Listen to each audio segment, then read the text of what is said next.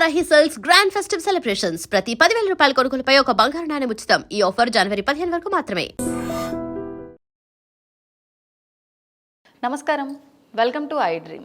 ధర్మ మార్గం విత్ విజిత కార్యక్రమానికి స్వాగతం.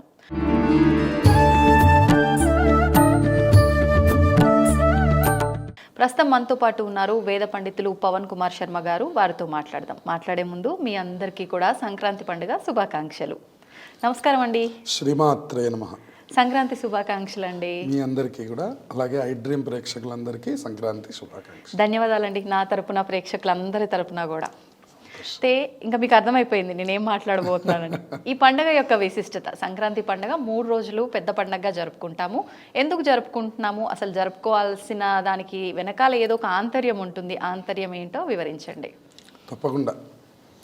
మన తెలుగు వాళ్ళందరికీ కూడా ప్రత్యేకించి పెద్ద పండగ అని పిలుచుకునే పేరు ఈ సంక్రాంతికి అన్నమాట. మిగతా పండుగలన్నిటికీ వేరు.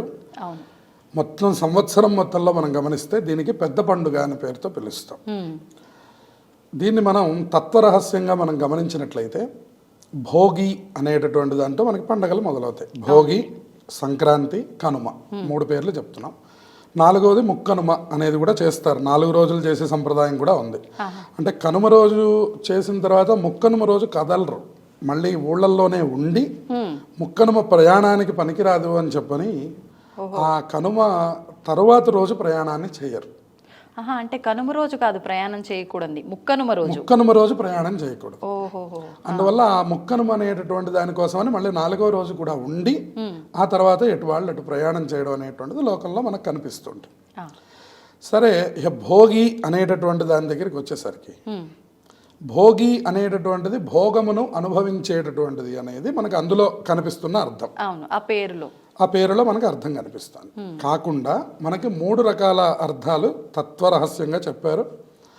మొట్టమొదటిది ఏమిటి అంటే, గోదాదేవిని రంగనాథస్వామికి ఇచ్చి వివాహం చేసేటటువంటి పర్వదినం. అంటే 4 రోజులు ధనుర్మాసం దీక్ష చేసినటువంటి తర్వాత ఇక అమ్మవారు ఎవరైతే గోదా అమ్మవారు ఇన్ని రోజులు 30 రోజులు పాశురాలు చెప్పి స్వామివారికి పూలమాలలు అలంకరించి ఈ వ్రతాన్ని ఆచరించిందో ఆవిడ సాక్షాత్తుగా పరమాత్మని పొందింది. పరమాత్మని పొందడమే నిజమైనటువంటి భోగం అని చెప్తున్నారు అన్నమాట. మనం అనుకుంటున్న భోగం కాదు ఇది పరమాత్మని చేరడం. అయితే పరమాత్మని చేరడానికి ఏదైనా ఒక ప్రత్యేకమైన రోజు ఉందా అంటే, ఆవిడ సహజంగా జన్మించి మనందరిలాగానే అలా మనకి ప్రారంభం చేసి వెళుతూ ఉన్నటువంటి యొక్క 4 రోజుల దీక్షకి సాంగతంగా రేపటి రోజున భోగి రోజున గోదారంగనాథ స్వామి కళ్యాణం చేయడం, అలాగే ఆ రంగనాథ స్వామి పక్కన గోదాదేవిని చేర్చడం. మిగతా అప్పుడు గోదాదేవిని మనం కనిపించం, కేవలం ఈ సందర్భంలో మాత్రమే మనకు కనపడతారు. ఇది ఒక రహస్యం. ఇక రెండవది, భోగి అనేటటువంటిది పీడలను వదిలించుకోవడం అని చెప్తోంది రెండవ రహస్యం. అయితే పీడలంటూ ఏముంటాయండి, మనం అంతా పాజిటివ్గా ఉంటాం. మనకి ఏంటి పీడ అంటే, ప్రతి వాళ్ళకి ఒక పీడ ఉన్నది. పీడ అన్న శబ్దానికి అర్థం మనలో ఉండే నెగిటివ్ అనండి, మన మీద ఉండే నెగిటివ్ అనండి, రెండనండి. ఏంటండి డిఫరెన్స్ ఏంటి అంటే, మనలో ఉండే నెగిటివిటీ అంటే మనం భావించేటటువంటి నెగిటివిటీ.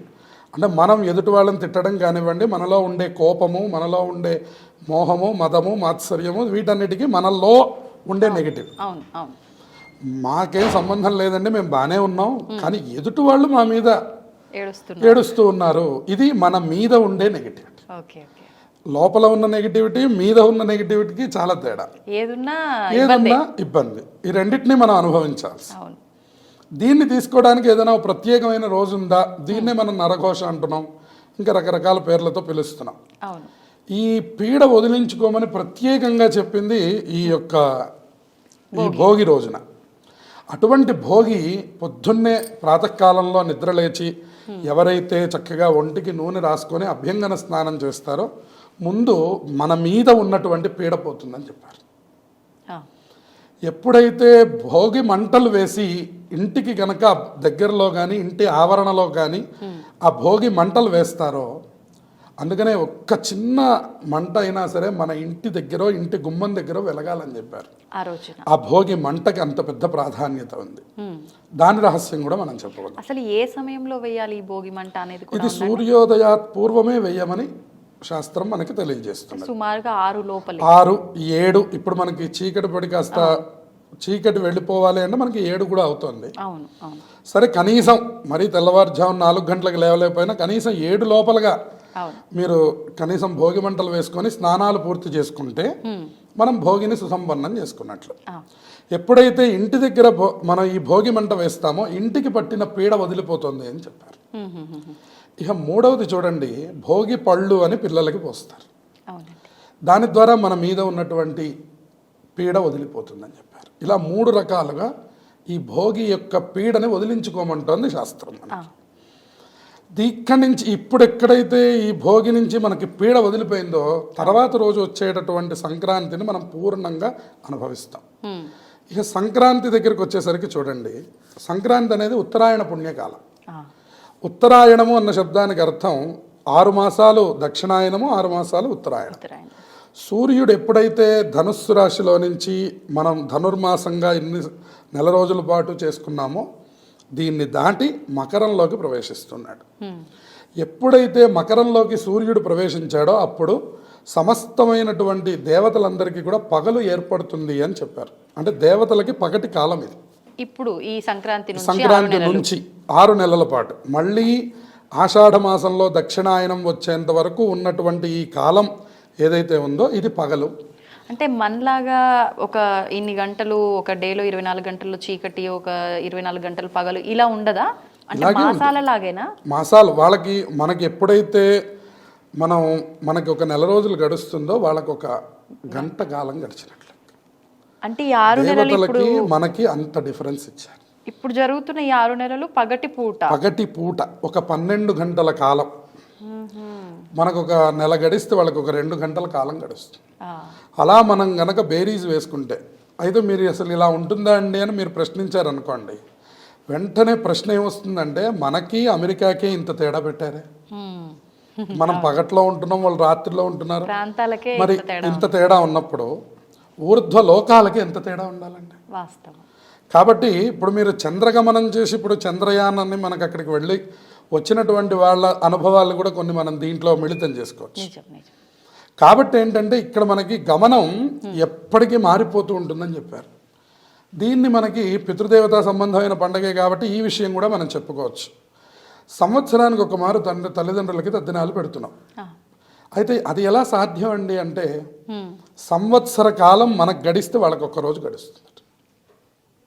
అందుకని సంవత్సరానికి ఒకసారి తద్దినం వచ్చి అంటే ఇంకా ప్రతిరోజు ఆచరిస్తున్నట్టే అంటే వాళ్ళ దృష్టిలో మనం ప్రతిరోజు ఆచరిస్తున్నట్టు, మన దృష్టిలో మనం ఇంకా భూమి మీదే ఉన్నాం కాబట్టి కరచరణాదులతో మనం ఉన్నాం కాబట్టి పితృలోకానికి మనం ఉండే మనుష్య లోకానికి ఉన్నటువంటి తేడాన్ని గమనించుకుంటే ఈ రెండిటికి సంవత్సర కాలం వ్యత్యాసం ఉందని చెప్పాడు.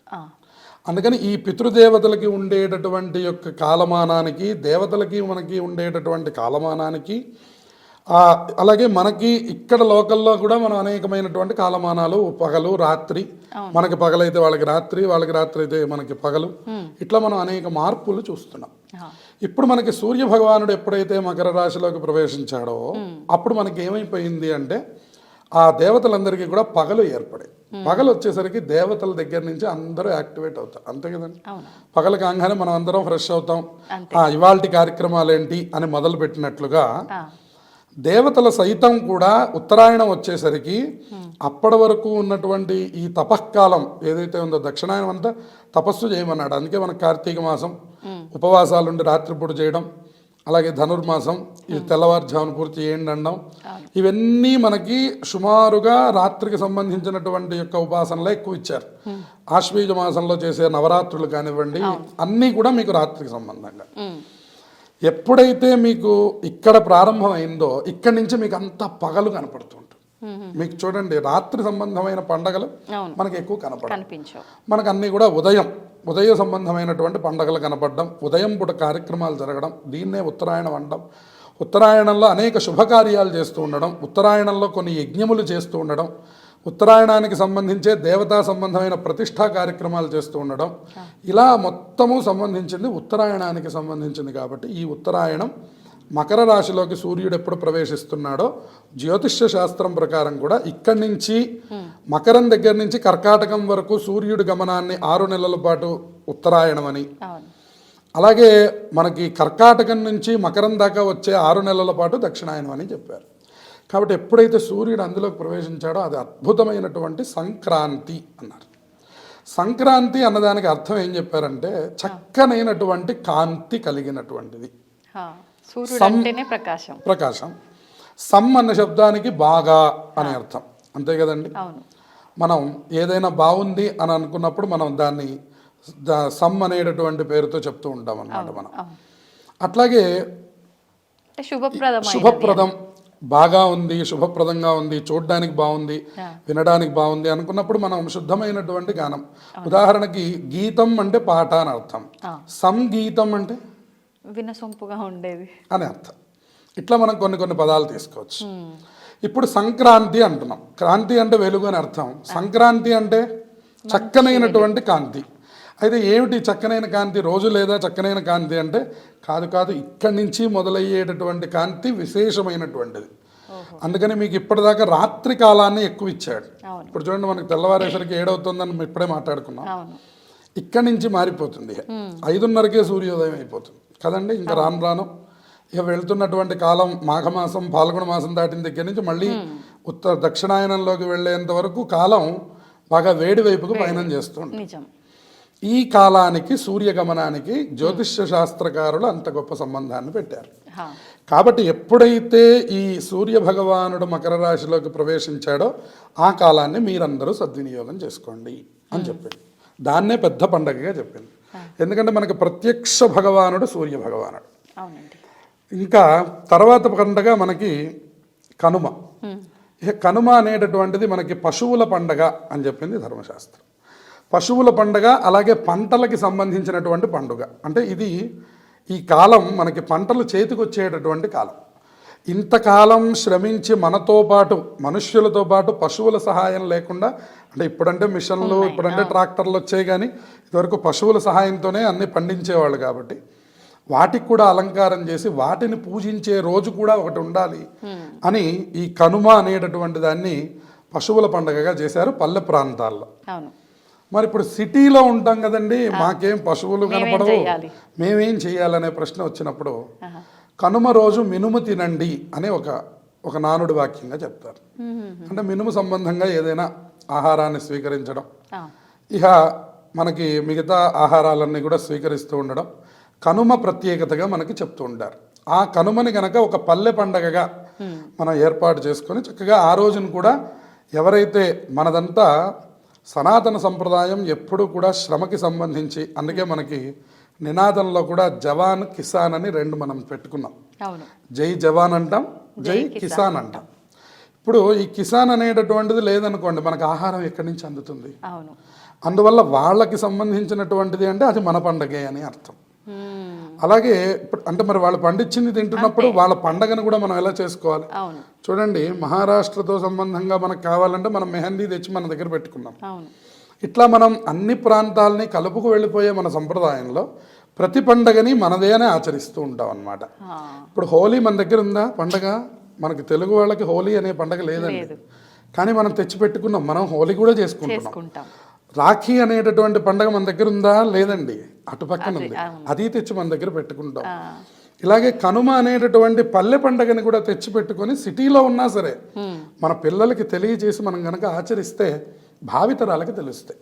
కనుమ అంటే ఏదో తినడమే పని అనేటటువంటిది కాకుండా, ఓహో ఇది కనుమ అంటే ఇది ఒక పశువుల పండగ. ఇది వరకు పశువుల్ని బాగా అలంకరించి ఆ రోజు వాటికి ఇష్టమైన ఆహారాన్ని వాటికి అందించి వాటిని చక్కగా అలంకరించి వాటిని చూసుకొని ఆ రోజు ఆ పై రోజు ప్రయాణం లేదు అని చెప్పేవారు. ఎందుకంటే ప్రయాణం కూడా పశువులతోనే ఉండేది అప్పట్లో, గుర్ర బక్కీలు, అందుకని ప్రయాణం లేదు. వాటికి ఇబ్బంది పెట్టదు, వాటికి సెలవు రోజు. మనం ఎట్లయితే సెలవు రోజు వర్క్ చేయమో అవి కూడా వాటికి సెలవు రోజుల్లో వర్క్ చేయవు.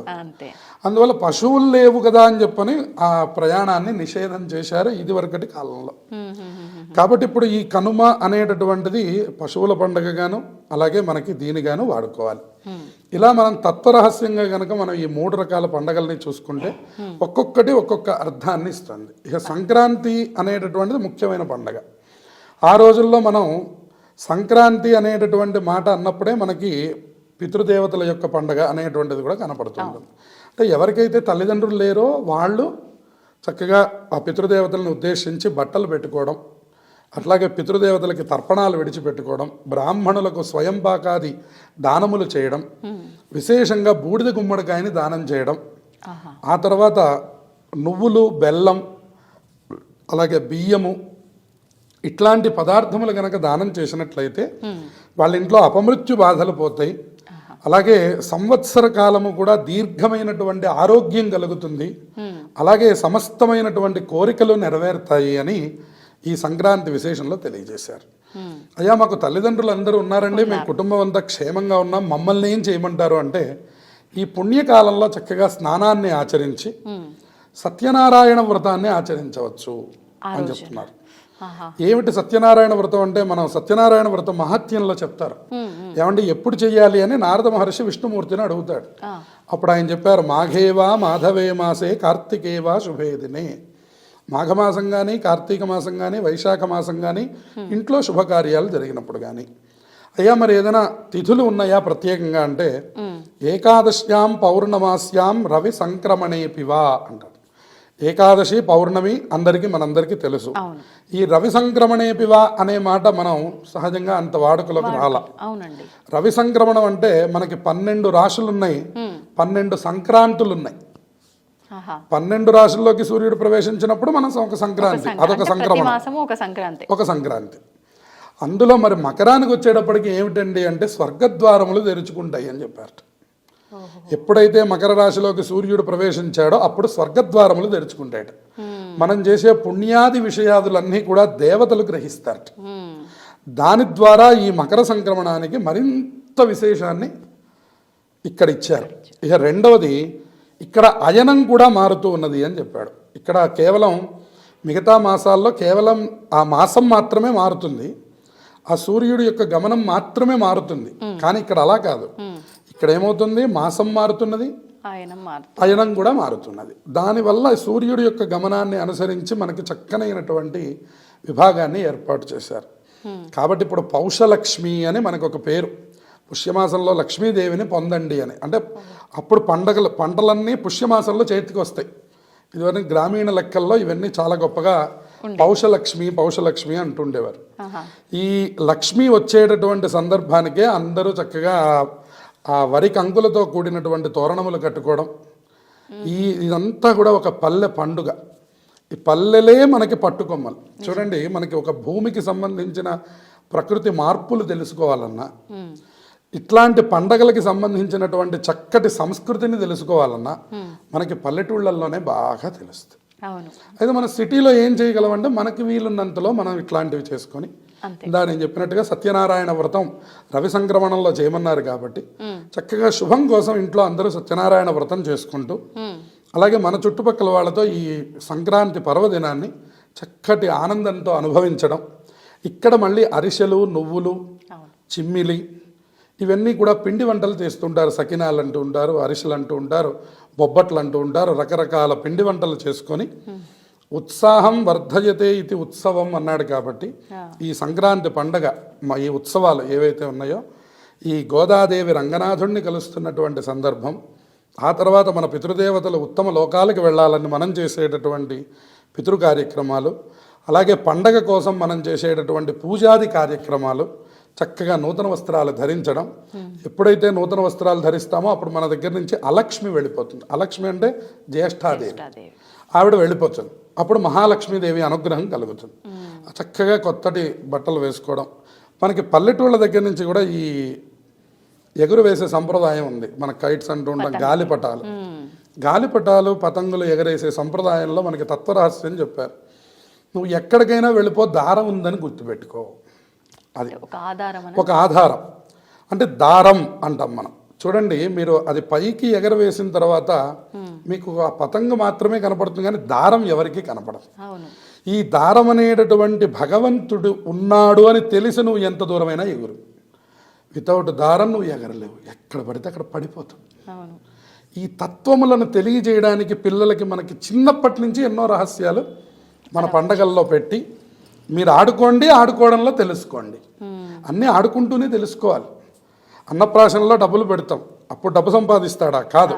తెలుసుకో అంటే నీ జీవితానికి నీకు డబ్బు కావాలి, నీ జీవితానికి నీకు మంచి భోజనం కావాలి, నీ జీవితానికి నీకు బంగారం ఇత్యాది నగలు ఇవన్నీ కూడా కావాలి, సంపద. ఇలా మనం చక్కగా ఏర్పాటు చేసుకోవడానికి సనాతనమైనటువంటి ఈ సంప్రదాయం మనకి ఎన్నో ఏర్పాటు చేసింది. అందులో ఆఖరికి ఈ ఆటలతో సహా మనకి ఒక తత్వరహస్యాన్ని చక్కగా ఏర్పాటు చేసి, ఒక ఆనందం ఉల్లాసం కోసమే కాదు, కూడా అర్థం ఉంది. ఆ అర్థమును తెలుసుకొని కాలం వ్యర్థం చేయకుండా మనం అందరం దాన్ని పరమార్థంలోకి నడవగలిగే పండుగలే ఈ భోగి, కనుమ, సంక్రాంతి. ఈ మూడు కూడా తెలుగు వాళ్ళకి అత్యంత ముఖ్యమైనటువంటి పండుగలు. వీటిని మరింత ఆనందంతో చక్కగా మనందరం జరుపుకోవాలి.